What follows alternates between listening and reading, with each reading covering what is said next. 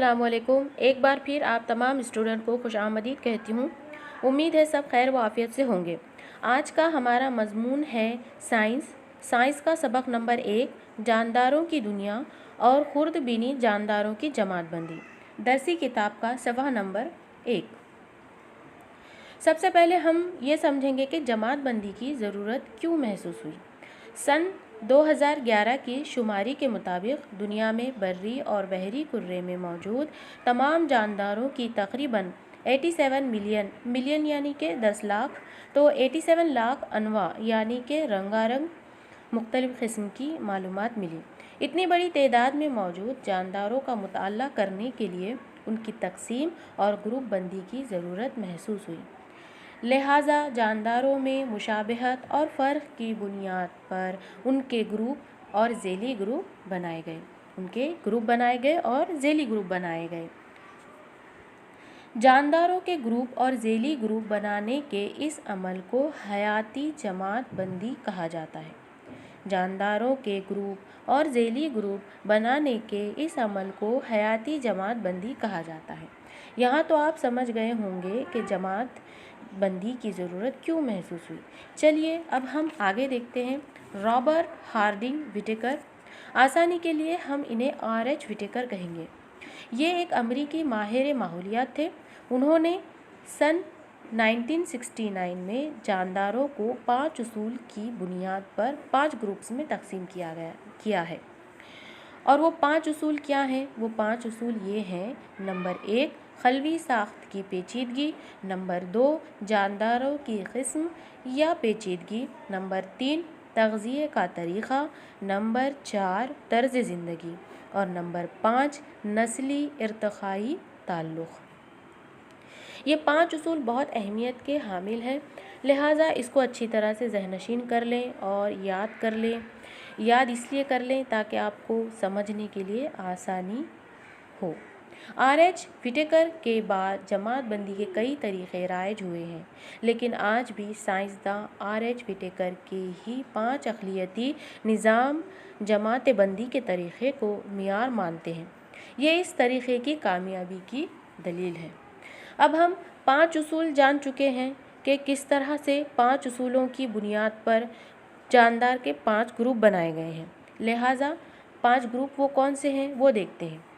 یہ دیکھیے، جماعت بندی کا 5 اقلیتی نظام، صفحہ نمبر 1 کتاب کا صفحہ نمبر 1 میں خاکہ دیا گیا ہے، 1.1 ڈائیگرام میں آپ دیکھ سکتے ہیں۔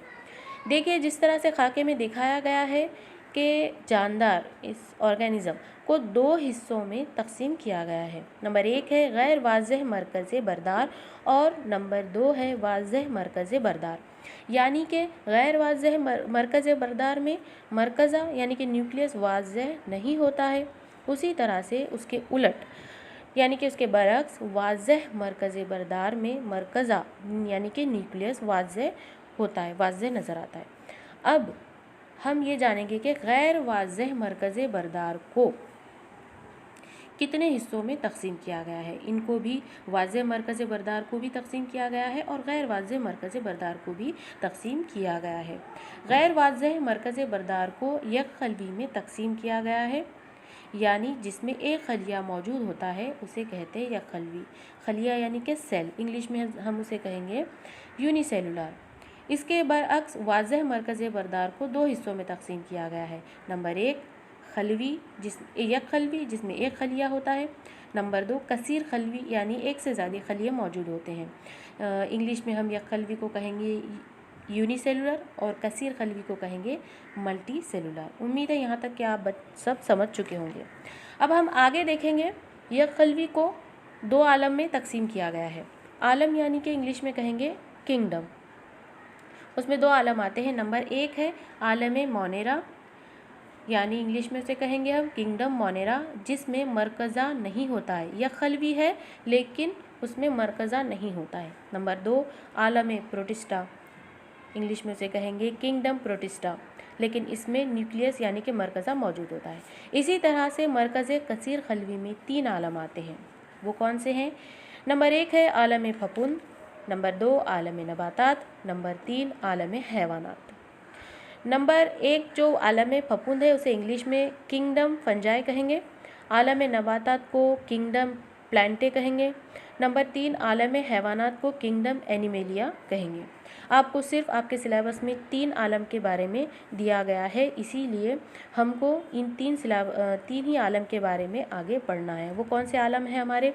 नंबर 1 है आलम मोनेरा, नंबर 2 आलम प्रोटिस्टा और नंबर 3 है आलम फफूंद।